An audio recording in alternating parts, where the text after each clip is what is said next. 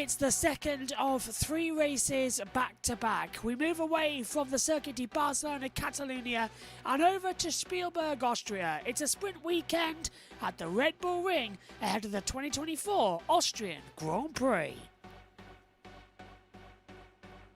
In terms of the calendar, this is the last weekend in June where we'll have a race. Next time out, the British Grand Prix at Silverstone marks the halfway point as we enter July. Then we go over with Hungary and Belgium leading us to the summer break. August sees us at the Netherlands, while September takes us to Italy, Azerbaijan and Singapore. October sees us in the United States at the Circuit of the Americas. Mexico then takes us into November with Brazil, Las Vegas. Then in December, Qatar, the season rounding out in Abu Dhabi. In the Drivers' Championship, Max Verstappen leads on 219 points. Lando Norris now moves up to second, 2 points clear to Charles Leclerc. Carlos Sainz is fourth, followed by Sergio Perez in fifth. Then it's a big gap to Oscar Piastri in sixth, who's close by with George Russell. Lewis Hamilton is on 70 points for another gap before Alonso and Tsunoda round out the top 10. On the second half, it's Lance Stroll on 17 ahead of Daniel Ricciardo, who's on 9. Ollie Behrman has 6 points, 7's Nico Hulkenberg. Gasly's on 5, Ocon on 3, moves ahead of Albon on 2, Magnussen on 1, Zhou, Bottas and Sargent still no points. In the Constructors' Championship, Red Bull lead the way on 330 points. Ferrari have 270. McLaren have 237 for another big gap before Mercedes on 151. Aston Martin have 58, they're clear to RB on 28. Alpine have 8, move ahead of Haas who have 7. Williams have 2. Kick Sauber still no points in 2024.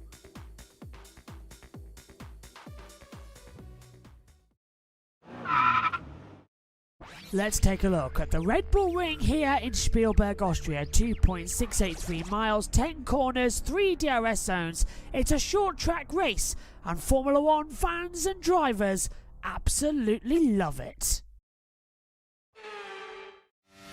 So attack the last 2 corners correctly as well. Get a good run out of Red Bull Mobile and up towards the first corner, Niki Lauda curve. This is going to be a maximum attack, uphill, a short little braking spot from maximum gear, down 2, flick the car in, control your exit, don't get too wide in the exit curve as well, otherwise you'll invalidate your lap time. On the run then, avoid the new MotoGP layout as you come up through the kink at 2 and then into turn 3. This is going to be Remus. Light on the brakes, uphill, then attack, down. DRS opportunity number 2 coming your way as you approach turn 4 at Sochler's Gold. A fantastic braking downhill section, perfect for a lunge up the inside. Take a lot of the inside curb. You can take limits on the exit as well as you head towards Pirelli. Then coming in to one of the most famous segments of all as well. It's remained the same across all variations of the track. The Vorts curve. Flick the car in for a double, then rise up the hill over the crest in towards Jochen Rindt at turn 9. Flick the car in on pit entrance, watch out for cars coming in. Red Bull Mobile comes up with you once again. Attack it, use the exit curb, DRS across the line, and that is a lap of the Red Bull Ring. Spielberg, Austria hosts round 11 of the 2024 FIA Formula One World Championship. And we're getting set for the first practice session to roar into life. Just 1 hour. That's all the teams get before we go into the very important sprint shootout as well. Hello everybody, welcome up to the commentary box and welcome to the Austrian Grand Prix. So it's the second of the triple header races this weekend. After last weekend's frankly brilliant Spanish Grand Prix that seems to have divided the fan base, whether it was good or bad. We come here with Max Verstappen leading the World Championship to now Lando Norris back in second position. Yes, there's still loads of rooms to be played for, but we have, for once, an exciting challenge ahead and an exciting championship. Now, this is a bit of a different weekend here. Not many members of the team are available, so this is how we're going to run. For free practice one, myself and Megan alongside in the commentary box for qualifying, well, the sprint shootout later on. It's me, Megan, Jess, and then Josh will be coming in the pit lane later. Saturday, for the F1 sprint, it's myself, Megan, and Josh T. And then on for qualifying, it's pretty much normal with myself, Megan, Josh T, Omi and Jack.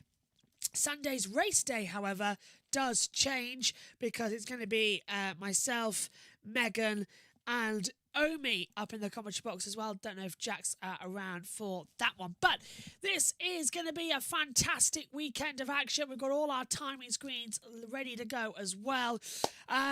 Just a reminder that coming up later on today, we've got 12:55 the F3 qualifying, 1:50 F2 qualifying, 2 o'clock MotoGP practice, and at 3:15 it is the shootout session as well. So all still lined up and to play for. Natalie Pinkham will give us our coverage details for the weekend. And up in the Sky F1 commentary box, don't forget this weekend, it's not David Croft, it is Harry Benjamin. And Martin Brundle is here this weekend, so it becomes the 6th different commentator that Martin has worked alongside. Murray Walker, James Allen, Jonathan Ledyard, David Coulthard, David Croft as well. Harry becomes the 6th as well. Very much looking forward to hearing what those two have to say with each other in the commentary box. Megan, again, going to be alongside me for every session this weekend, with it being a sprint race as well. So, Max Verstappen has been dominant here at the Red Bull Ring. He's won here in 2018, 19, won here 21 in both the Styrian and Austrian Grand Prix. Didn't win here in 22, that went to Charles Leclerc, but did win here in 2023. So there's a lot of pressure riding on, especially with McLaren, Ferrari, and not much so Mercedes, all starting to close up at the front as well. It's going to be a very interesting action zone as well as we gear up for the first practice session for the Austrian Grand Prix. Just realised as well that the name hasn't changed at the top, so we'll get that sorted ever so slightly as well. The race weekend name, isn't that always just the same information as well? The OBS has been having a paddy with us this morning. Anyway, let's throw it back over to get ready. Hand over to Natalie Pinkham. Welcome back to the Red Bull Ring. Here are your timings for the weekend. The first and only practice session is now. And then we've got sprint qualifying from 3 o'clock today. Tomorrow looks like this. We've got the sprint at 10 a.m, followed by qualifying for the Grand Prix at 2 o'clock. Then on Sunday, business as usual, race start at 2 o'clock. And we're on air from 12:30 for all the build up to it. Well, there are a few drops of rain in the air. A stiff breeze is building. Just one practice session, so expect it to be busy. Let's head up to our commentary team, led by Harry Benjamin.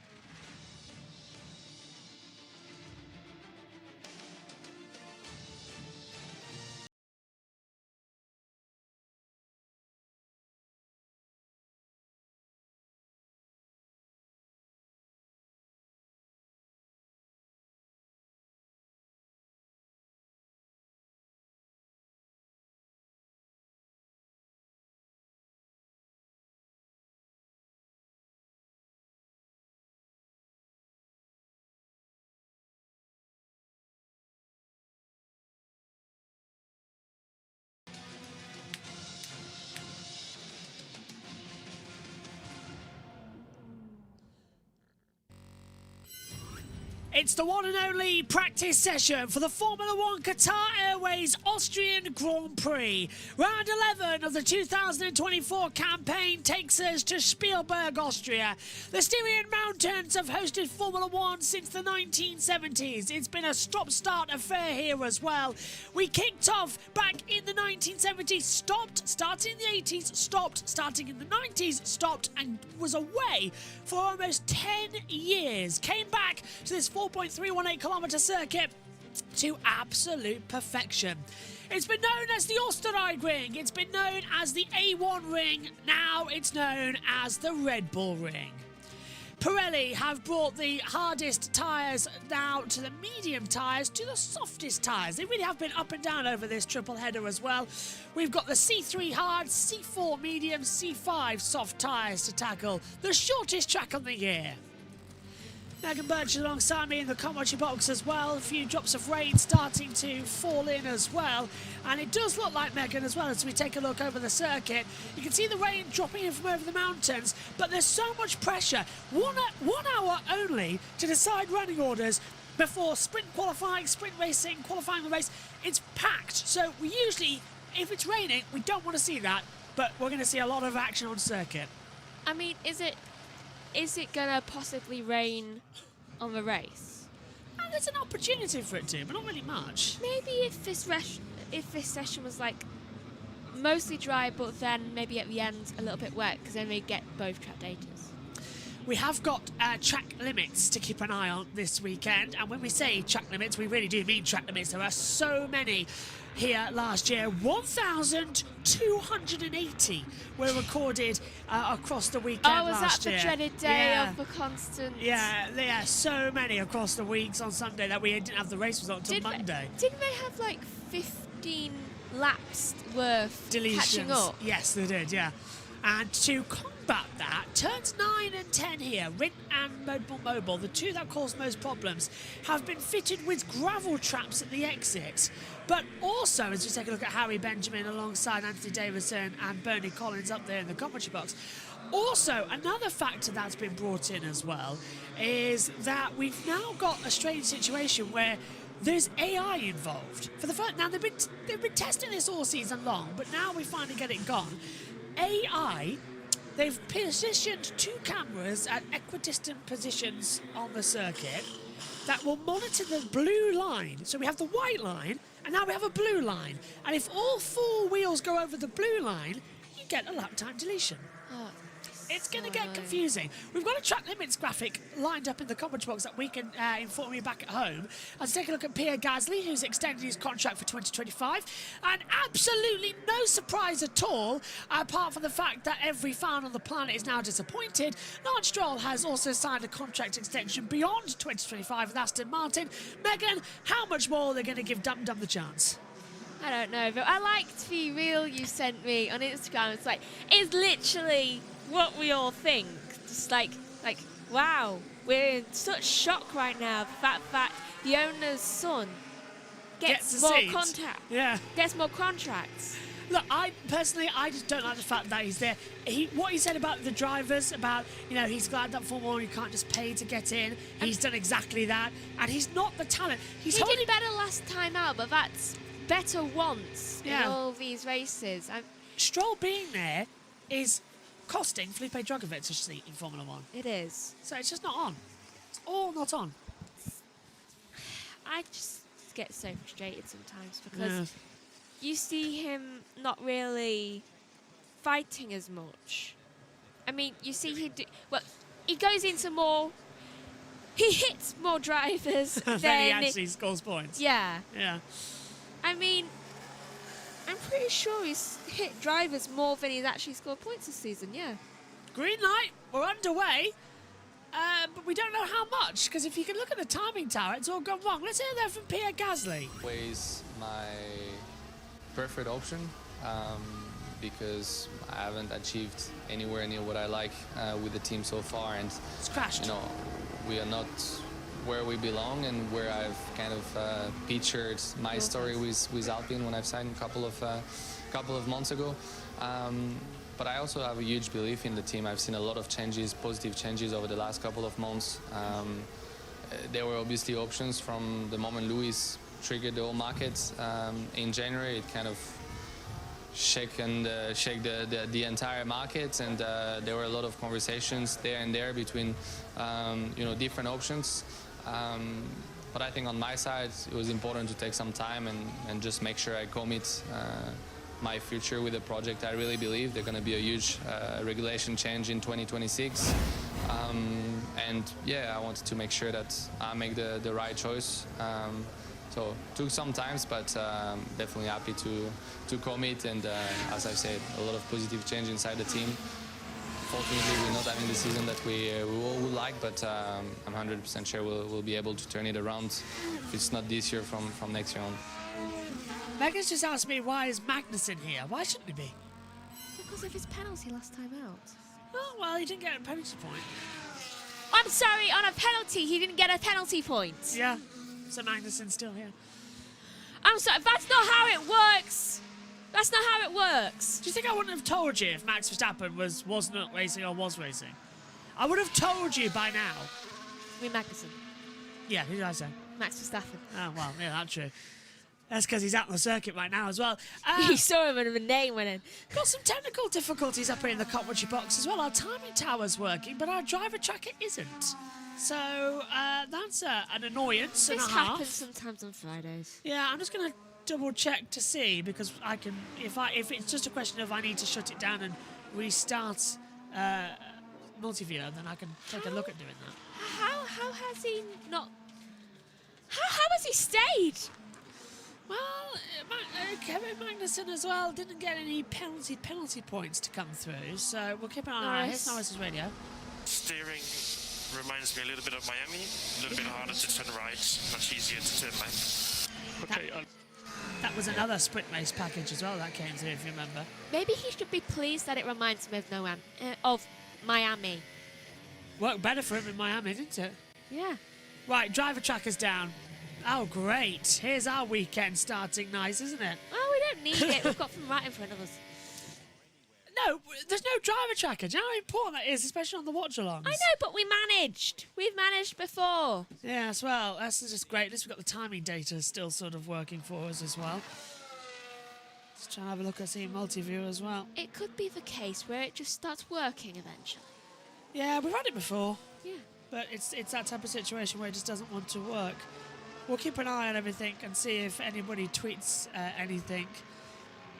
But at the moment, no driver tracker. Driver tracker down on race control as well. See? It's a global problem. Yeah, so it's a problem with FOM's servers, not just multiview. So that's not too bad a situation then.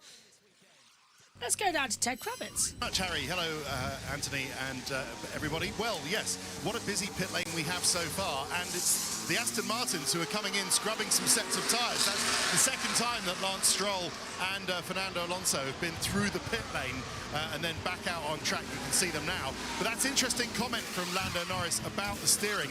Bear in mind, you know, we showed you the new McLaren front wing earlier on. They are actually doing a back-to-back test with Lando Norris running the old spec front wing for these first few runs. We do expect Oscar does have the new one on for these first part of the session. We do expect Lando to put the new front wing on for later in the session. Team Radio. I might don't like this steering column. Feels weird. understood. Yeah, cheers, Ted. Yuki Tsunoda just having a little bit of a moment running off through turn 1 and complaining. Continuing on as well. So, yeah, we've got... Second driver to complain of that. He is, yeah. Right, driver tracker is not working on any platform, so that's why we don't have that data at the moment. We'll keep you updated as soon as we do. Russell top on the hard tyre, 107.932. Hamilton second, followed by Norris in third, Verstappen's fourth, Piastri fifth, Gasly sixth, Leclerc seventh, Bottas eighth, Ocon ninth, and Zhou has 10th position. Magnussen's 11th, Sainz is 12th, Perez 13th, Hülkenberg's 14th, Ricciardo 15th, Tsunoda goes up to 9th actually, that drops Hülkenberg down to 15th, Ricciardo in 16th, Alonso 17th, Stroll 18th, Sargent 19th, and Albon is 20th. This is Hamilton up at Remus, getting locked in behind and nearly clipping one of the Aston Martins. And Hamilton's hand going up in the air saying, what on earth are you doing there as well? Ben Edwards is on the BBC Radio 5 live commentary team, so we'll be hearing from him shortly as well when Sky F1 go tonight, breaking around about 20 minutes time. Sainz goes fifth, 108.078. Hamilton crosses the line, doesn't go forward. This is your weekend format then. 60 minutes of practice. Followed then by the F1 Sprint qualifying. That's going to be 44 minutes long. F1 Sprint, it's going to be 24 laps tomorrow morning. Qualifying, the normal qualifying will be 60 minutes. And the race on Sunday, 71 laps ahead of us here in Spielberg, Austria, to keep our eyes on.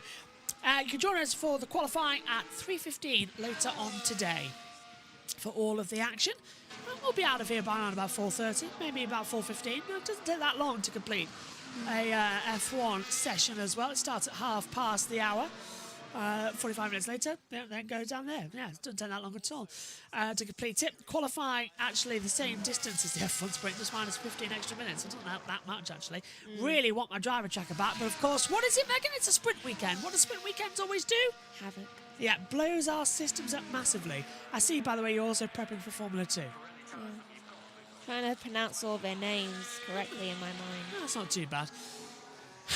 Jess and Megan take you through practice, F2 qualifying later on while I go do the MotoGP session. Hamilton's gone top on 106.925. Russell's second fastest on a 107.013 as well. Magnussen goes 9th. Stroll gets a lap time deletion, drops down to 16th position as well. And here's Lewis Hamilton. Bottas goes 11th. Hamilton, there's that blue line, Megan, exit turn 9. So that's exit of turn... No, it is turn 9, without the gravel there. So that blue line, he goes off the wheels over it, the AI detects it, and it's bye-bye. I think that blue line's a bit too close to the track. Say again? I think the blue line's a bit too close to the track. Does look it, doesn't it? Yeah. So I would put it just like maybe at the other side of the curb, just like not right next to the track, but just a little bit off it so that they can actually have some room so if they run wide a bit. Yeah. Yeah, I get that. Look at track dominance. Why is our microphone's not powerful? Have you noticed? A little bit. It's like my headset. It's like my mic isn't as powerful as. Oh, there we go. There was a glitch in the software. There we go. Perfect. Hamilton. Piastri goes 5th. 107.371. Let us know if our microphones are okay or they're quieter than what they usually are. And while we do have a look at that, I will go into the system settings to make sure that there's nothing wrong there. Because 9 times out of 10, it's usually something with the control panel, because OBS likes to take control of our power systems without telling us. I've noticed that Mercedes seems to have a lot more dominance when it comes to practice sessions and qualifyings than when it comes to the race. When it comes to the race, they seem to kind of like, they start off well. Yeah. Then they kind of lose their edge about 20 laps in and start to fall back just a tiny bit, and their only hope of relief is whenever pit stops come in and if they have a quick pit stop. There we go. Right, I've fixed our microphone issues. Why Russell lost his positions before. Hamilton's boxed as well. Carlos Sainz just having a few little adjustments out there. I think the car needs work during the summer break.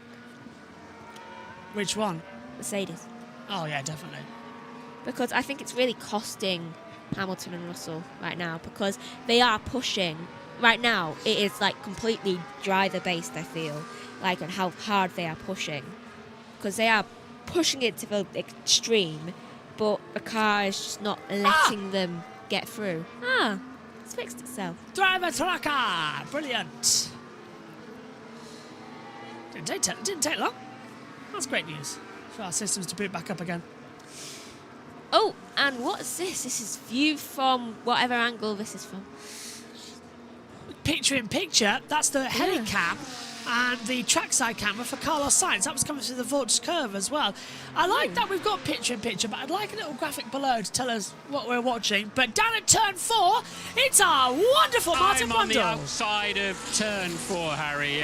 Watching the cars cascading through here. It's a corner that keeps falling downhill and goes slightly off camber at one point as well through the exit. It's a corner where they've actually moved the track limit, the white line, out a bit and up the curb. And I think that's now consistent with the rest of that. We're going to have a look at a little bit later when I go to turns 9 and 10. So basically, if you breach track limits, you're dipping a tyre in the gravel. And I really like that. I think that will reward the drivers that can carry the speed and remain accurate and keep their cars under control. It'll punish those that can't. And that's good. You can't start making up your own field of play, your own racetrack when you're going around, just not right. So it's really good that we're tying this down. Now this track is at 700 meters altitude, halfway up a pretty tidy ski resort. So obviously not incredibly high, but high enough to make a difference for cooling and what have you. And there's just under a 70-meter rise and fall. The top is up there at turn 3, and right down below us here at the bottom of the hill, of course, is the paddock. Coming up here, I just walked past thousands of people. They're still coming in, look.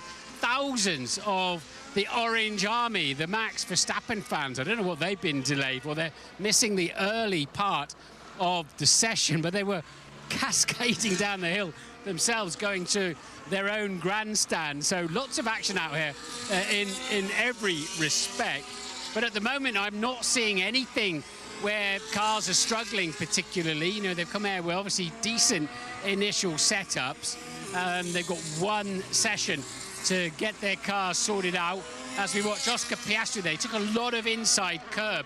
The only car I've seen do that. So he went across, the Haas not bothering with that, but Piastri went across that sort of bluey section on the inside of the curb. Most just ride the white line on the inside and then pick up the throttle. Nice, smooth actions when you've got it all under control. When you're a half second ahead of the car instead of half second behind it, this sort of corner, you can just really rattle through here and keep a good minimum apex speed. Get the car in smoothly, pick the throttle up, apply 1,000 horsepower, and off you go to the non-existent turn 5, and I'm going to turn 9. Thank you, Martin. Well, we'll check back in with you at turn 9, Martin. Thanks for that. What a great... I'm so looking forward to hearing Harry Benjamin and Martin Brundle in the commentary box together as well. This week, this will mark, by the way, Martin Brundle's 6th commentary partner and the 5th lead commentator he's worked with in Formula 1. Murray Walker, James Allen, Jonathan Ledyard, David Croft, Harry Benjamin. That's the 5. Add David Coulthard in because Martin was lead commentator for that year in 2011. So, yeah.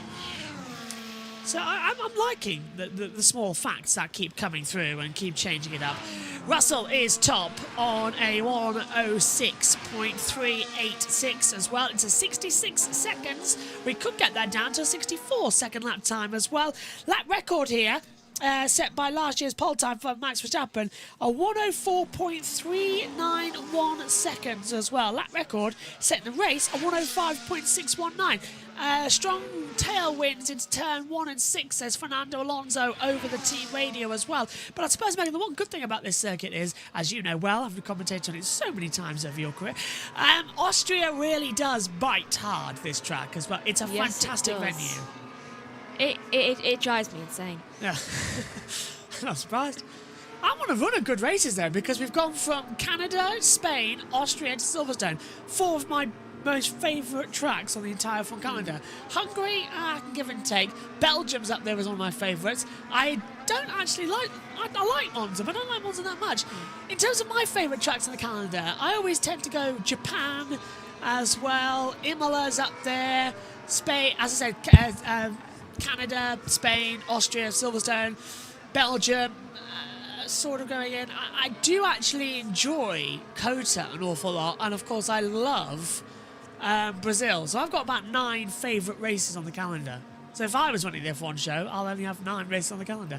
Bahrain's all right, but I don't know. I'm always up and down with Bahrain. I missed the German one. Which one? Hockenheim or Nürburgring? Nürburgring, because you always called it Nuremberg-ring. But I do miss that one. 4 races you've commentated on that. You still couldn't get it as Nürburgring. Nürburgring. I still want to say Nuremberg. Nürburgring. Love if we went back there as well. for a German Grand Prix. I still say that. To be honest with you, it might be controversial, but Hockenheim over Nürburgring. Hockenheim gives us fantastic races. The last 2018 and 2019 when we went there as well. Rainstorms galore, fantastic racing. Then we had Eiffel, of course, the Eiffel Grand Prix, which was still technically the German Grand Prix, but they couldn't use the German Grand Prix because that was licensed to Hockenheim. And they couldn't use Luxembourg, so they had to call it the Eiffel Grand Prix. Which means that the Nürburgring has had the German Grand Prix, the Luxembourg Grand Prix, the European Grand Prix, and the Eiffel Grand Prix as a title name. Yeah, 4 different versions. It's reminded me. When does the Olympics start? End of July. End of July. As well, I'll be back covering some of that. How long does it last? About a month. Does that mean I'm going to be away for some of the Olympics? Possibly. Oh, I'm so going to make Isn't it in Kellyanne France? Yeah. Paddy. Isn't Mum and Kellyanne going to France? No. Is that Berlin? I don't think Berlin. Off somewhere at the end of August. Oh, did you not know that? I'm trying to remember. Wait, end of August? Yeah, they go. No, it's July. No, that's July they go. But Kellyanne has said to Mum that they might go away for 3 days for Mum's birthday at the end of August. But directly after Yeah, Dan. Mum's birthday, I'm going with Kellyanne. Grab your passport. I don't have one! You've got 2 months. I don't know. Oh, that's a bit cheeky from Charles Leclerc, who dives the inside line of Nico Hülkenberg, and Hülkenberg's going around the outside, and Hülkenberg's giving Leclerc words and chops across the front of the Ferrari, coming out of the Sochless goal, turn 4. Now, I think Leclerc felt that he was impeded by the Haas there, but Charles Leclerc came up alongside down the inside line at turn 4, drove Hülkenberg wide. We're going to see a replay of it now on the world feed. Here it comes. So, on board, this is Charles Leclerc up at turn 3. This is a Remus, turns in, makes a bit of a mistake, runs off the track, gets on the sausage curb. He backs out of a lap time, so he's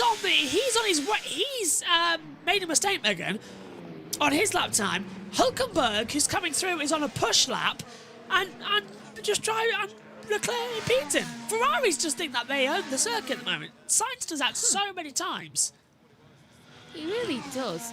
And also, I hope she's going to be back in time for uni to start. Yeah, she will be. Only for 3 days. Weekend away.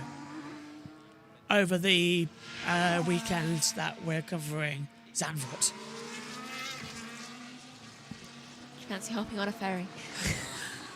I would, but it's also Donington Park Grand Prix. And I won't be there. I get to go to Donington 3 times this year, and I can't go to the 4th because of a race. I think actually Singapore's on that weekend. Jeez. And I can't leave for 2 hours because Singapore's the 2-hour race. Ooh, the Olympic schedule. I like that new picture-in-pitch that we've been getting, but I feel like we need the driver's name below it like we have when we go on the timing tower. We do need that. Albon on the soft compound tyre, then the C5 goes up to 9th. Esteban Ocon on the C3 hard tyres replaces him by going into 9th position as well on exactly the same time as Oscar Piastri. 107.341. They've both set the same lap time. So Piastri and Ocon are level. Wait, I would say you don't see that every day, but we're seeing it so much this year. We've seen it like 6 times in the past 2 weeks. Well, how about this for another one? Look at Russell and Hamilton. 6 thousandths of a second separate them at the moment. And this is Hülkenberg was on a slow lap too. He's gone round the outside, and Leclerc just drives him off the circuit. That would be nice. Yeah, so Hülkenberg's really annoyed, and here's him on the radio. I voted, but I didn't know that Ferrari's on the lap. No, he wasn't. Much for Verstappen pushing. All these crybabies here with the traffic. Nico Hülkenberg there. Nicely done, Nico. Nicely done.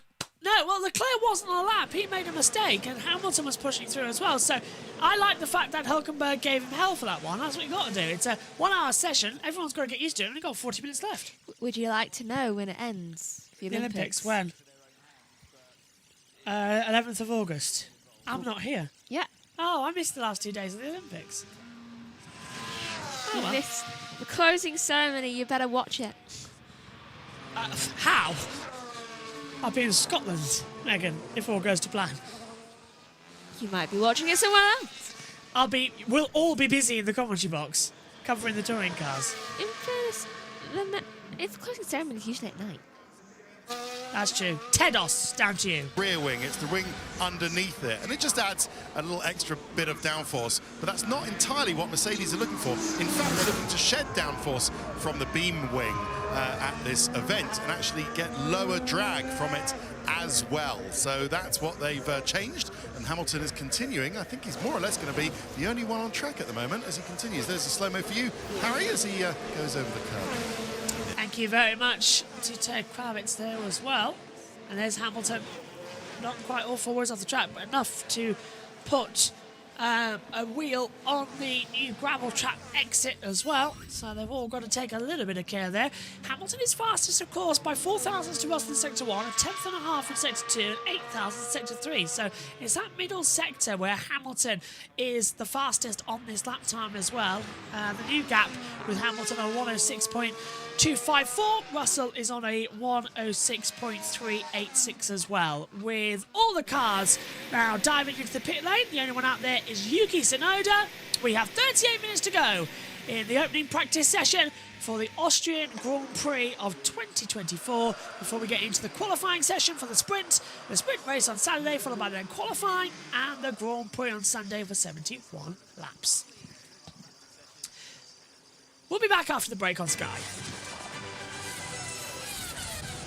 Look, I know when it's coming. I know what's going to happen, as much as they all do as well. Mum's away on the opening ceremony. Oh, I see. Okay. Can they not be? Let's go over to BBC Radio 5 Live with Ben Edwards. Look as though they're running it pretty low. You've got to allow some tracks you can't run as low because you've got to clip curbs and all sorts of things, but it seems to be working well here. Yeah, and that's one of the things they've always struggled with, and all of us remember those sort of porpoising years, as we called them, where the Mercedes suffered perhaps more than most, where when they started to run it low, which is where the lap time is with these ground effect type cars, you need to run low to get the maximum effect. As soon as they started to lower their car to what they thought was the optimum level, they came across things like porpoising effects that meant actually, from a mechanical point of view, it destabilized the car, it wasn't drivable. So they now have had to, and they tried to deal with that through mechanical means. They tried to adjust things like suspension and anti-roll bars and springs. What James Allison was now saying is they've now combined the effect of aerodynamics in dealing with those problems, and it's that combination of both the mechanical engineering plus the aerodynamics to deal with the same problem that's really now unlocking performance. So it's a really interesting idea and definitely proving to show results. It's not possible to change steering column, right? Not now, I mean, end of session. That was Yuki Tsunoda, still not happy about the steering column, and obviously there's not time in this practice session. They've only got just under 37 minutes to go. They need to get as much running as they can, and if he wants it changed, then there will be time between now and qualifying for the sprint race later. Let's just update you where they are at the moment. Hamilton and Russell are 1 and 2 for Mercedes at the moment. Then Red Bull are 3 and 4. Verstappen ahead of Perez. Lando Norris is 5th. Then both Ferraris, but not quite up there at the moment. Leclerc is in 6th, Sainz in 7th, Kevin Magnussen with that good lap in 8th place in the Haas, and Oscar Piastri in 9th place in the second McLaren. Then Esteban Ocon rounds out the top 10. We've got Alexander Albon in 11th place, ahead of Pierre Gasly. And Yuki Tsunoda, we just heard from, he's down in 13th place at the moment. Valtteri Bottas in 14th place, ahead of Logan Sargent in the Williams. The other Haas of Hulkenberg in 16th place. And then we go down to the bottom end, and it's the Aston Martins are still down there. Fernando Alonso's down in 17th place. Lance Stroll is 19th. Between them, we've got Daniel Ricciardo. And then Zhou Guanyu is still last at the moment, down in 20th place. He's done 10 laps, so it's not as though he's got a mechanical problem, I don't think. It's just that he's not getting the speed out of the Sauber at this stage. But little pause at the moment. Most cars are now into the pits, and we've still got, as I say, a little over half an hour to go. And I wonder if they're going to be switching to soft tyres. Probably not yet. Towards the last part of this session, we will be seeing them switch to soft tyres. Yeah, because of course the soft tyre is the one that they're most likely to run in qualifying. That will be the one that generates the fastest lap time, and so they will have to run on them, but of course they don't want to use them up too much. It's the Williams that's first out of the garage. It's Logan Sargent, and he is indeed on that soft tyre. I didn't expect him to be out quite yet on softs, but yeah, he is out there already. Logan Sargent not looking terribly likely we're going to see Logan Sargent in Formula One in the future after this year, is it? No, it's not. I think, look, he's had a couple of good years, a couple of good goes at it. I think even he has to start admitting that it hasn't worked out for him for whatever reason. There'll be lots of reasons in his own mind why it hasn't worked out, but ultimately he hasn't been able to match his teammate at almost any point. It's not possible to change steering column, right? Not now, only end of session.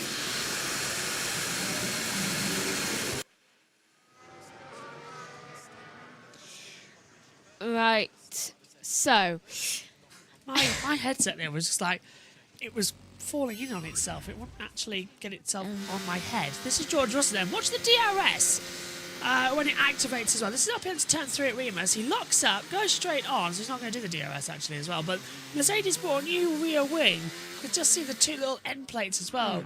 Just sort of now duck alongside. So trying to reduce the drag, as Ted was saying earlier on. And just a small little lock up there for Russell. What tyres is he on?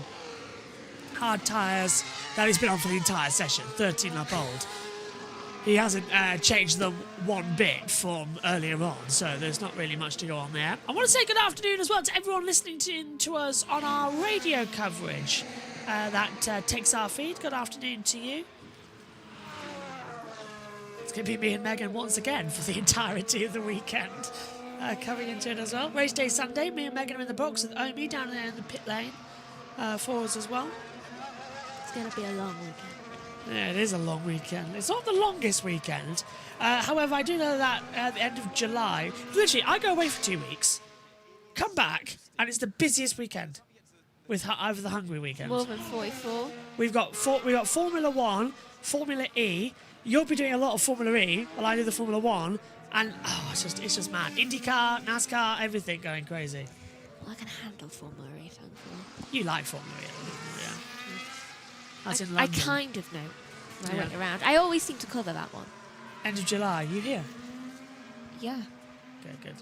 It's mid-August. I'm barely going to be here. I've just realised I got 2 weeks off. Yeah. Then I'm in Scotland. Yeah, so sorry. Where are you? I'm barely going to be here for once. I'm glad I'm leaving you.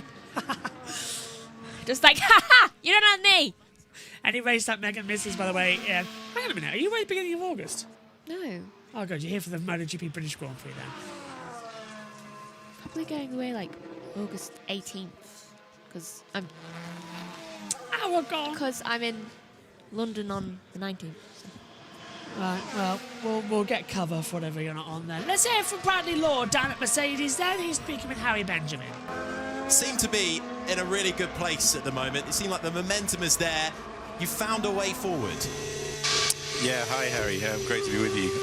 I think it's exactly that, as you said. We can feel that there's some momentum building, and we've made some good steps forward with the car. Seen that rewarded in the performance in Canada and in Barcelona, and we've got a few more bits on it this weekend, and hope to take another sort of small step in that progression as well. So yeah, overall very, very positive feeling at the moment, and nice to be sort of on the rise and on the up. Bradley is Sand here alongside Harry. So, yeah, like you said, the car's looking quick at the moment. But what are the drivers saying? What are they reporting, the feeling of the car around this track that's obviously very different to that of Barcelona? Yeah, both pretty happy actually. They've just done that first run on the hard tyre, came back in and both said the car's feeling good. There's little bits that we can improve in terms of traction out of turn 3, or how it's sort of turning into turn 3 as the track sort of warps across that elevation change there. But generally pretty happy, and they're now out doing some consecutive laps now on that hard tyre just to check, brake cooling, brake temperatures, bottoming, and all those different factors that we have to take care of for the sprint tomorrow. Bradley, the track limits here have always been a huge conversation, a huge issue around this circuit. But obviously we've got these, the FIA and the circuit organisers have seemed to come up with a solution. I know it's still early stages, but half an hour they're now into the session. What are the team and drivers' initial thoughts on it? Yeah, I mean, the drivers haven't commented, so that tells you something already. It's pretty smooth, and I think we're pretty impressed actually with how they've managed to solve what's been a challenge for all of us in F1 at this circuit in particular over the years. And no one wants these sort of blizzards of track limit penalties coming in and changing the results after the race, or seeing in-race penalties applied, and this seems to be a pretty clever way of doing it. So so far so good, I'd say. You still need to be careful riding those curbs before you get to those gravel traps, because there's some pretty big curves and the opportunity to overload componentry doing that as well. So but so far so good. We just heard George Russell there, once again complaining that the team sent both cars out together. This carries on from Barcelona. Do you need to go and speak to someone there, Bradley? No, don't need to go speak to anyone. But yeah, I can't hear it at the moment, so I've got everything muted so I can talk to you guys. So sometimes, in quali in particular, you're always looking for the best bit of track. So if logically you're sending one car out for that best bit of track, then the other one will be in close proximity as well. So, but it's never ideal in practice, and I'm sure they'll be able to sort themselves out and find a little bit of clear air as well. I'm sure they will. Well, positive first signs in these early stages. One more, Bradley. I hear it was a late night for you. You're still in your lederhosen. Still, I donned them for today, actually, for race day. So yes, no, we enjoyed a little bit of Austrian hospitality last night. And now, yeah, lederhosened up, and lots of my colleagues and teammates are in lederhosen and dirndl as well. So yeah, getting into the spirit of things here in the mountains. Perfect. Well, we look forward, Bradley. Verstappen's got a problem! Verstappen's got a problem! See you then. Is he okay? Max Verstappen! Either that is really slow lap. Max Verstappen has a problem! Max Verstappen has stopped! Max Verstappen will cause a red flag. He has stopped on the start-finish line on the run up towards turn number 1. And the world champion, now the red flag comes out. And Max Verstappen has lost drive at a circuit where he has been so dominant at his team's home event here. The Red Bull Ring, the Red Bull car has ground to a halt and is now going backwards. It can't even select neutral to put it in gear and stop it rolling down the hill. Has his computer turned off? The whole car's just gone dead. I'm taking a look at the system software. 3 kilometers out. It's stopped. There's no drive at all. There's no gear. It's in neutral as well, Megan. Perez is the same, but he's in the pit lane. So look, Max's car, if we go to battle screen... He's on a downhill too. Yeah, look at car 3, position 3, Max Verstappen. Look, gear neutral, 4 kilometer speed going back hill, but he's in neutral. No brake, no speed either on throttle. So he has completely lost it there. And he just ground to a halt, didn't he, Megan? Here's the radio again for Max. Just sit tight in the car for the moment, please, Max. But Max knows where the access gate is. He knows that if he just well, he's not reversing, because I don't think you're allowed to do that unless you're he's freewheeling approved by the FIA race control. He's just letting the car roll down, because he knows there's an access gate between the Alpine pit wall and the Aston Martin pit wall. He'd know that, because that's the way you get onto the grid. And the marshals there have gone to give him a wide line to get him right back into the pit lane, so the team can, if it's a software or something easily fixed, he can then... 2 seconds, Ted. The only thing I changed was the high-speed diff. One click and then suddenly this came up. I don't know if it's related. Okay. Would a high-speed differential setting change an engine issue, Anthony? Bernie? No, probably not. No, absolutely but Max knows that if it is something that can be sorted quickly, he's got it into the right place. There you go. You can see the gap to get it back into the garage and sorted pronto. So, Max Verstappen is going through the gate. There are 3 gates here at the Red Bull Ring to get through. Let's listen on board then.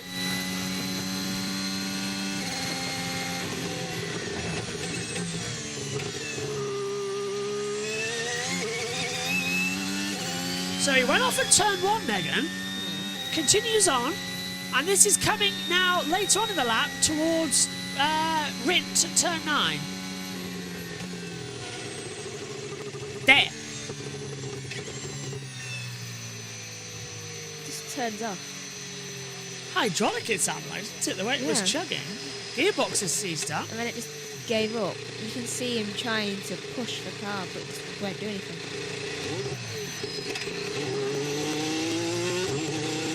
It sounds almost like he got it working for a second, and then it just died. Like that last ember of power, and then kaput. Yeah, that's a bizarre one there. Track's clear, so the red flag will come in soon. It hasn't gone green yet, I don't think. Session will resume at, in a minute's time, as Verstappen will be pushed back into the garage. And well, Ted's there. Let's go down to Ted. This is bad news for Max Verstappen, because we know he's likely to have to take a grid penalty for an extra engine because of the issues he had in Canada. Australia. He's Canada, already Australia on too. his fourth ICE. You only get 4 of them anyway before you then hit the limit, and there's your penalty. Yeah, exactly. He's on. Megan, are we going to be into a situation where we could be seeing the fact that if I come back in shop, Max could get a grid penalty? Possibly. That'd be exciting at his home race, wouldn't it? Yeah. Would he take it in the sprint or the feature? He almost looks like his sister there as well. Looks like Victoria driving that. Would he? He'd want to take it in the sprint. Usually it is the sprint, but it's a sprint weekend, so different qualifying, I suppose. It depends on what the rule book would be, but I suppose sort of damage limitation if you only have to take it in a sprint race, and you get a free start on Sunday. It'll be one to watch, but Verstappen is back in the pit lane. They'll get the car sorted. Quick, yeah, that's very good there. The wheel nut was off, and they've put it back on now. So I wonder what Max is going to do here. As the session has gone green again, we're underway. Panic, yeah.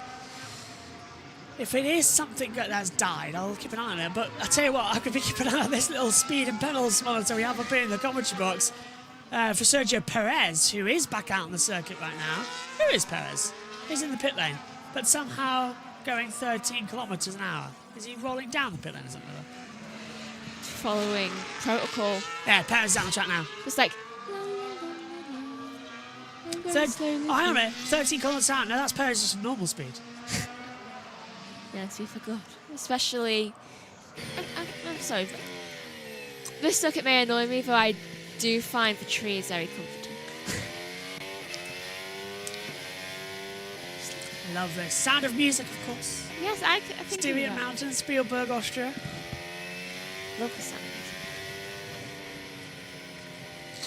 of music. On every Christmas. For some reason. Do, re, mi. No. Why? That's the one you can actually sing. You can do do, re, mi. There's no ifs, wrongs, or nots about it. Do, re, mi, fa, sol, la, ti, do. You can't copyright notes, Megan. If you copyright a note, music is in trouble. Well. Look, Ed Sheeran already did that a couple of years ago and won. It reminds me of that Simpsons episode. Max is out on the track. Max is fine. One more with him now. What kind of witchcraft is this? Well, it's the Red Bull. This, one of the sisters on Sound of Music just on the hooks on the back of the car. Like, do you remember in that scene where they're trying to escape from the Nazis? I too. Yeah. Oh my god! Oh dear. What is going on with you? I think it's a Family Guy thing. It's stuck in my head. Max is boxing this lap as Megan's completely lost it as well.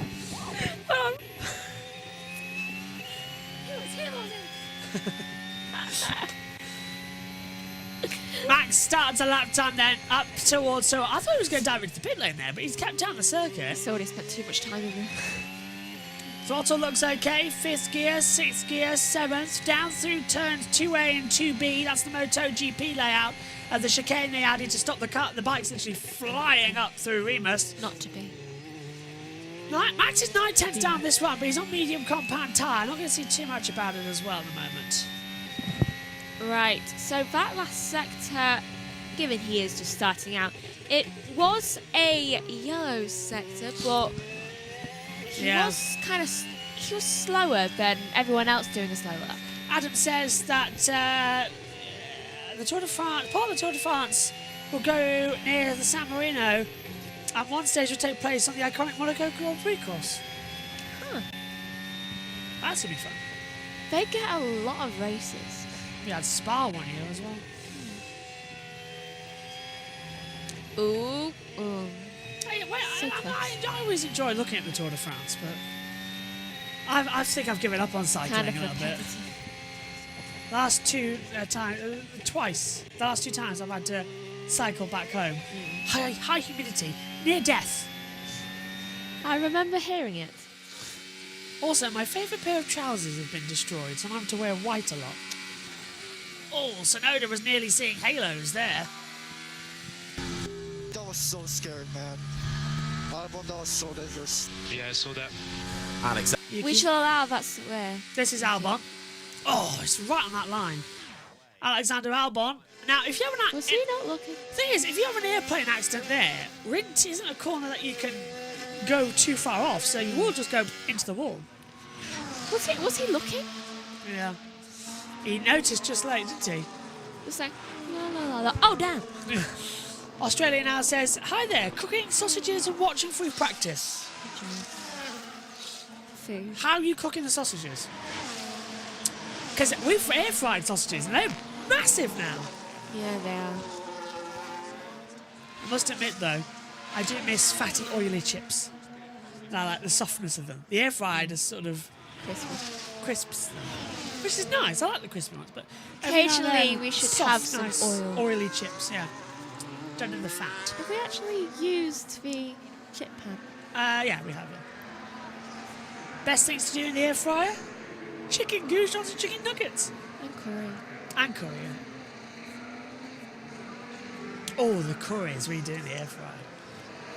They're tastier. Somehow they are. Pan fried, Australia now says as well. Oh, they're better. They're good as well. Making me hungry. It's lunchtime. I want my food. I haven't had breakfast. You haven't had breakfast? I had time. I had a bit of brioche. I don't think I get to eat. Oh, anyway, we're going to get time now because we're going to hand back over to BBC Radio 5 Live. Championship leader Max Verstappen is currently third fastest. Seems to have got over the slight engine problems where you saw a moment ago where he stopped and there was a red flag in the session. His teammate Sergio Perez currently fourth, ahead of big rival in recent races Lando Norris. He's fifth. Then the two Ferraris are sixth and seventh. Leclerc ahead of Sainz. Top 10 completed by Kevin Magnussen, Oscar Piastri and Esteban Ocon. Just outside the top 10, the Williams of Alex Albon, who thankfully got out of the way just a moment ago from Tsunoda. Pierre Gasly's 12th, Tsunoda himself 13th, Bottas is 14th, Logan Sargent in 15th, Fernando Alonso still down in 16th, ahead of Hulkenberg, Lance Stroll, Daniel Ricciardo still way down the list in 19th, and Zhou Guanyu in 20th. That is how it stands, but that will likely change in the next 18 minutes because at some point I think we'll see them all coming back in, putting on a set of soft tyres and getting a run for qualifying. Listening into a replay right now of Pierre Gasly on track a moment ago. Let's see if he locked up. Did he, going into turn 3? Yeah, inside right tyre, right front tyre. It didn't even seem like he was on the absolute ragged edge there, but he did have a reasonably sized lock-up, which meant that he never made the apex and ran wide, so that will be that lap time destroyed, and potentially the tyre as well. Not quite comfortable yet for Pierre Gasly. And then a replay of Kevin Magnussen up into turn 1. Yeah, he just didn't get the braking quite right, had to run wide. No damage done, but rather ends the lap rather quickly, doesn't it, when he's going through the first corner. Yeah, and as much as we're always testing the cars and components and setups and things like that, the drivers are also testing their lines. They're testing their braking points. They're just seeing how far they can push the limits of the car on the different tyres that they're on. So moments like that, you don't mind them as a team, as long as it's done in practice and they figure it all out before the sessions become really important as we move into qualifying. Yeah, absolutely. It will be important later on today. Of course, it's qualifying for the sprint race, and the sprint race is not the Grand Prix, but there are still useful points on offer, and it'll make for a fun game on this Saturday morning. And then the way the system now works, they will then go into official qualifying Saturday afternoon for the Grand Prix on Sunday. So they're two. I quite like the way they've reset the system now. So it's like two separate events. Yeah. And it's not too combined as it was before. I like it as well, and I'm often a little baffled as to why so many people find it controversial, because I'm looking at this, I'm thinking as a practice session, having just the one, to me is more exciting because it matters, it puts people under pressure, and then for the rest of the weekend, we're actually always into competitive events, competitive sessions, and I prefer that than seeing what at times can be somewhat unrepresentative practice sessions at some circuits. And I'm all for these sprint weekends. I mean, I like that we're experimenting with them. I think they can be fine-tuned, and what we've done, and that scheduling change that you just mentioned is part of that.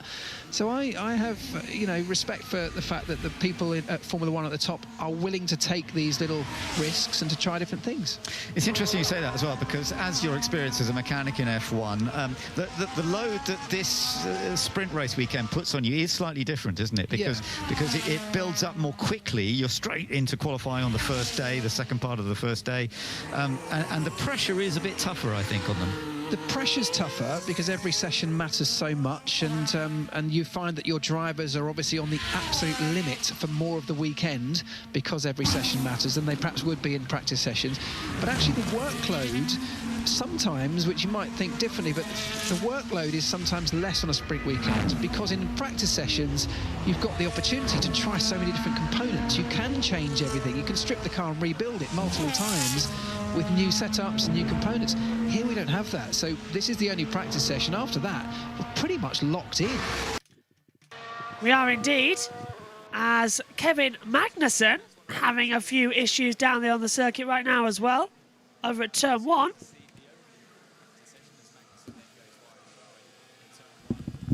Just locking up and going straight on. Oh, and Oscar Piastri as well, getting a little bit movement around as well.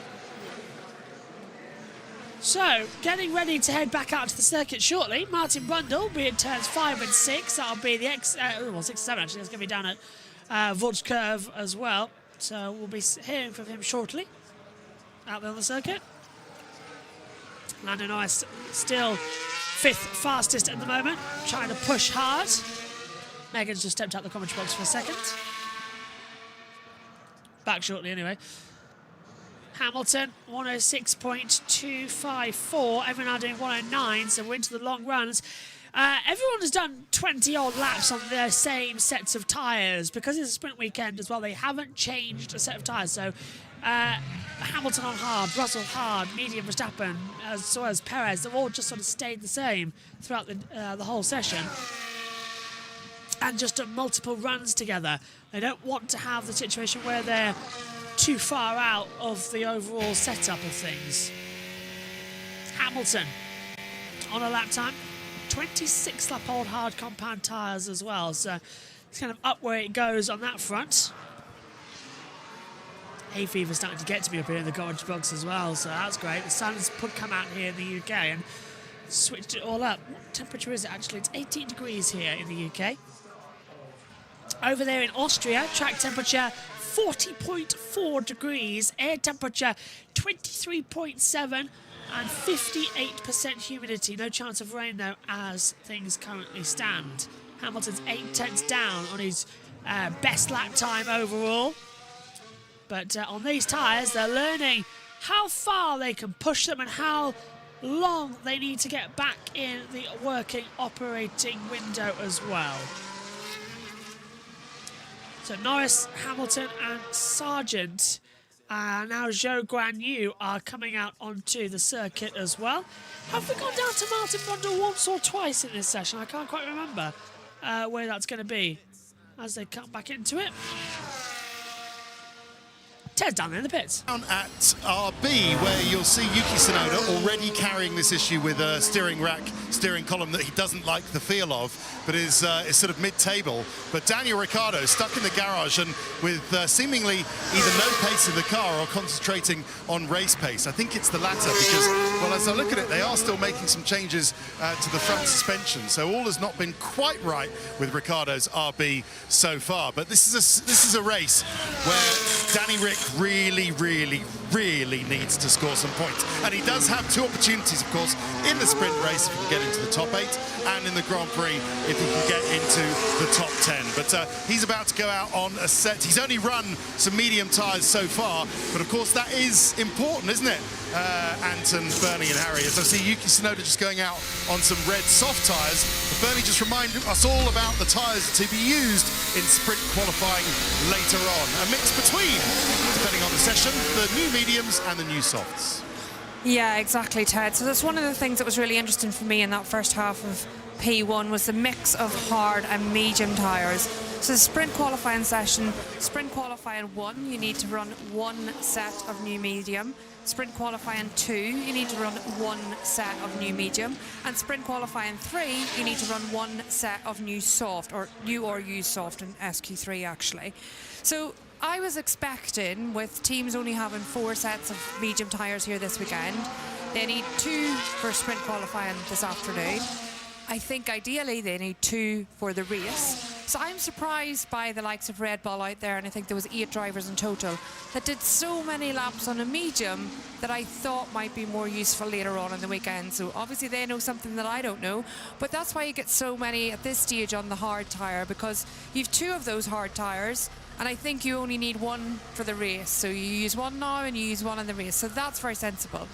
The only other thing that's sort of common, people are now going to the soft because that's your only chance to get that set up in before sprint qualifying. But Williams have done something that I think is reasonably interesting. They've started on the soft tyre, which we commented on earlier, and now they're fitting the medium tyre, which is the slower tyre. So that, you know, traditionally is the wrong way around. But obviously sprint qualifying, the next session they go into is medium. on the medium. So that's why they've done that. They've got their setup on the soft. Now they're getting their eye on the medium, and that's hopefully the best chance of the drivers doing well out of that sprint quali 1 session. Andreas Seidel there, the CEO of the Sauber Group, watching on. This is why I love Bernie Collins. Her brand new book is out, by the way, of how to win a Grand Prix. Go and buy it. I mean, it's £11. Even I'm going to go to Asda or Waterstones and get hold of that. Megan? Lance Stroll's first in line for the book. I mean, she was at Aston Martin for a couple of years as well, and he just wouldn't pay attention to her as well. Oh, do you know what I did? Honest to God, I don't know how Lance Stroll has kept a seat in Formula 1. Well, I do, but because it's his dad. But in terms of the fact that even the Aston Martin shareholder didn't want him in the car, how on earth? Really? Yeah. Why is he still? Don't get it. Speak Do off. Not get it. Don't know. Yeah. Here is Lance Stroll though. Called him dum dum at the start of the session.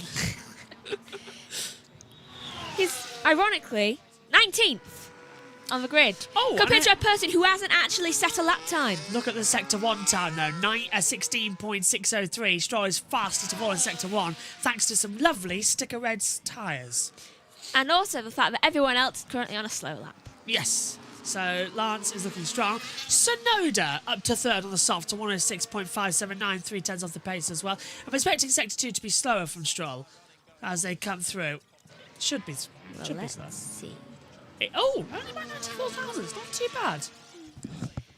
I feel like he needs to start pushing himself more, like in the driver department, because I feel like he hasn't really lived up to his potential. I feel like he's just his potential and expectations. I mean, he's gone 2nd right now, but 106.384 for Mr. Stroll. He could be so much more, to quote the doctor.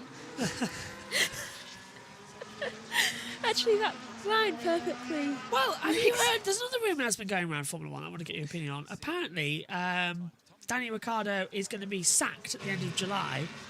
Oh, they can't do that twice in a row. And be replaced in the second half of the year, when we get to Zandvoort, by Liam Lawson. I'm sorry, but they cannot do that twice in a row. Right now, Tsunoda is the only clear driver. And even he should be in Red Bull, not RB. He deserves more than you. Because Tsunoda's been improving, he should be in the main team. He should be. Put Perez there. Wow, someone's had to clean that airflow paint on the new McLaren front wing there. That's a lot of leak. Yeah, that's on Oscar Piastri. To come through. They can't do that for a second time. What? Sack a driver in the middle of a season. Wait until the end, at least. Oh yeah, it's not the first time they've done it as well. Scott Speed, Amy Alguersuari, they have form. Mainly every other driver has done the same thing. They have form for this. Too much form. Everybody has form. Anyone know why we're getting a subwave network? Just to see behind the scenes of Series 1. Oh, okay. Thank you very much, Doctor Who Twitter. That's clearly important news for the subwave network. I mean, they could have just posted that. Yeah, they could have. Not just send it to us. That's a little bit weird. Tiny bit weird. stalking us. They are. Leclerc, 8th fastest at the moment as well from sides. Hulkenberg up to 13th. Charles Leclerc is getting on it now. Middle sector is fastest on a 29.452. What happened there? Do you know my other blue shoes completely destroyed? I've had to put these on. What happened here? It's Lance Stroll he's gone a minute slower. Why are we surprised? It took him a minute. Charles Leclerc fastest. 106.055. Carlos Sainz second fastest. 73 thousandths off the pace. Max Verstappen even causing a red flag. Can't stop him. Here comes Max. Wow. So 105.685. He's 3/10 faster than Charles Leclerc. Ocon goes 5th. That is a shocker. I'm sorry, but Martin's down at turn 10. Stroll. Yes, took us a bit of a while to get here, but watching from here, normally I would have seen 20 cars wide at turn 9 up at the top of the hill there, and another 10 or so having a problem down here in the final turn. Now, looking up there, you can see you've got the sort of Austrian flag, then the grey stripe, that's the gravel, the navy blue bit, then the red and white checker, then the white line is the track limits, and they've got to keep their inside wheels inside of that, otherwise they're... But if they do run wide, they're going to dip a tyre in the gravel. It's working incredibly well. And look at the bottom of the hill, this dog leg right here of the white line. The track's actually slightly wider, and you can see where, with the black stripe, they've had to cover over the old white line. So that means if you're confident, if you're skillful enough, you can come through there at 160 miles an hour, 255 kilometers per hour, and know you're going to stay on the track. Everybody used to be able to do it before because you had a get-out-of-jail-free card, as we watch Oscar Piastri there, just kicking up a tiny bit of dust. Beautiful through there. And that, they will have to take that to gravel out when they have MotoGP here, because for the bike riders, that's no good at all. And it's probably why it's taken us so long to get this solution at circuits where we share with motorbike racing. But it absolutely is working a treat, and this is what I'm talking about. It rewards the fast, the brave, and the skillful. They can carry more speed through there because they believe they won't go into the gravel trap. And so, yeah, and we're not going to be talking so much about track limits. But as soon as the cars come into view, the overriding sound is as they come down the rumble strip, come down the curb, just takes over everything. I'll wait for something to come through here quickly, they're not at the moment. Just the vibrations, the amplitude, the frequency of running over those curbs. No wonder the design engineers and the teams are nervous about this circuit attacking their suspension. It's an incredible rumble as we watch Lando Norris going through there, putting a car under pressure.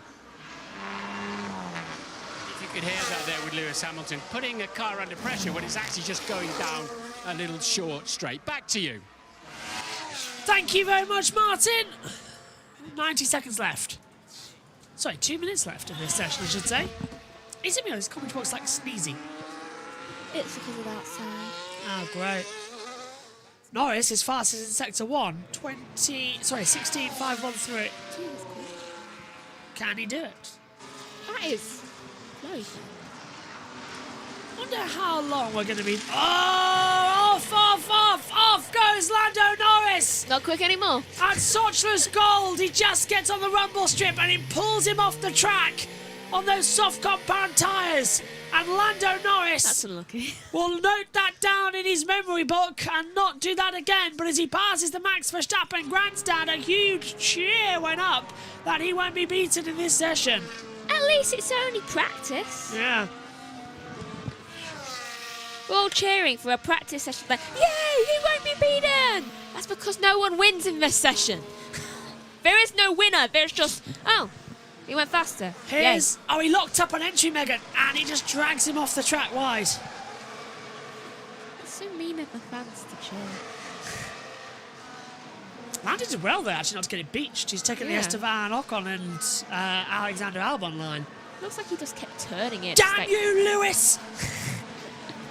Albon was up for a podium twice! Take him away. It happened twice in 4 races. No, it happened twice in 3 races. It felt like a plan. It happened twice in 3 races, 8 months apart. Thank you, COVID. I would just never tried again. No, it was ridiculous because Hamilton took him off in Spa. It's in Interlagos. And then he took him off in Austria. Every time he's like going for a podium, Lewis is just like, no. Checkered flag is out. The session is over. The longest hour I can remember. Why is it? The only practice on a sprint weekends, practice feels like the longest session we do. It does. I feel like I've been in here for like 3 hours.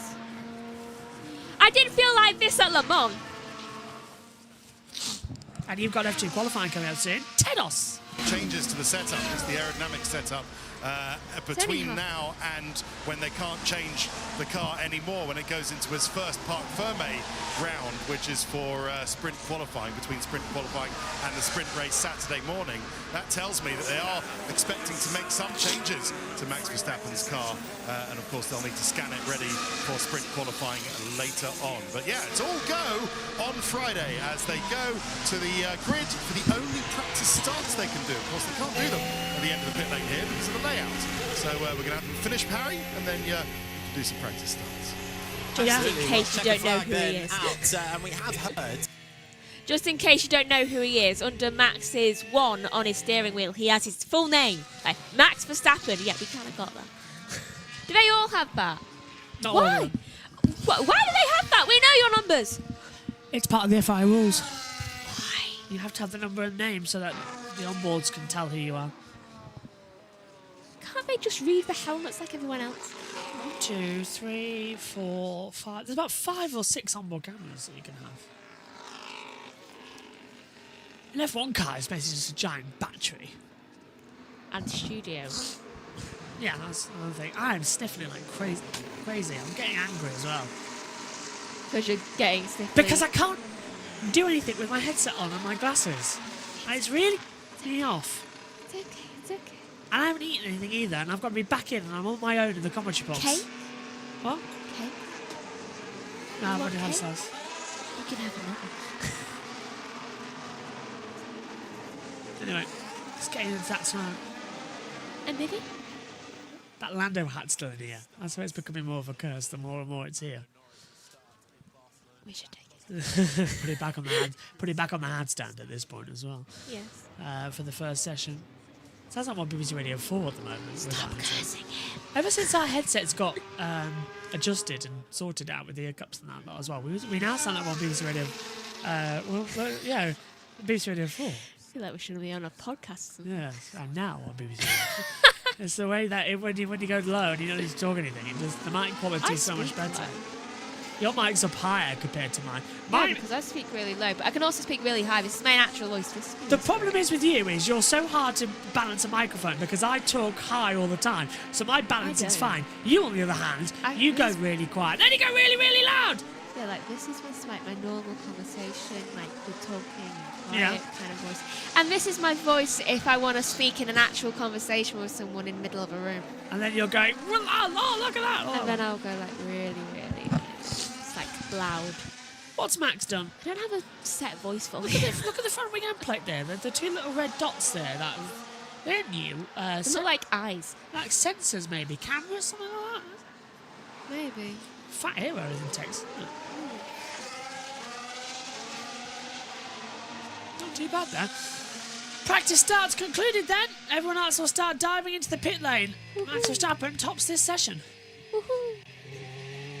He's at Remus. Oh, Piastri's second. Yeah, not bad from Oscar there. We'll go through the full session results in a second. Oh. Here. Really? You? Here? You just put your headset over your head? Yeah. Sometimes it just gets... Sometimes my hair just naturally just like curls and it's uncomfortable in the ear. I'm not gonna dignify it with a response half the time. These ones, like at the side of my head. Yes. Split ends. Baby hairs, actually. Stop. This is Lando Norris, off the track slightly at turn 3. This is it down to Sochner's Gold. Is this his lock-up? Yeah, it is. So it all started with him not having a good turn 3, and he just catapulted down into turn 4. Poor Lando. Is that a second off he's had, or the first? I couldn't It's the quite original. tell. Is it? Yeah, I thought so. You can never tell. They never highlight it these days as to who it needs to be. Good session, that. What did you think? I thought it was good. Long. Yeah. Who do you think is going to take a sprint shootout pole later? Do we have to guess? Well, it could be different. Max. I'll just guess Max. Max Verstappen tops free practice 1 here at the Red Bull Ring. Oscar Piastri goes in second. Charles Leclerc takes in third position. Carlos Sainz is fourth. Fifth for Lewis Hamilton. Esteban Ocon is sixth. 7th for Lance Stroll. 8th George Russell. 9th Yuki Tsunoda. 10th for Fernando Alonso. Pierre Gasly is 11th. Sergio Perez is 12th. 13th for Lando Norris. 14th for Zhou Guanyu. 15th Valtteri Bottas. 16th Daniel Ricciardo. 17th Nico Hülkenberg. 18th for Alexander Albon. 19th Kevin Magnussen. And 20th for Logan Sargent as well. Well, my thanks to Megan and my thanks to all of you at home as well. The first practice session then for the Austrian Grand Prix concludes and Max Verstappen has top honours. Next up, it's the F3 qualifying, followed then by F2 and MotoGP practice. We'll be back for Formula 1 at 3:15 for the F1 Sprint Shootout. Thanks for your company. We'll see you again soon. Bye-bye.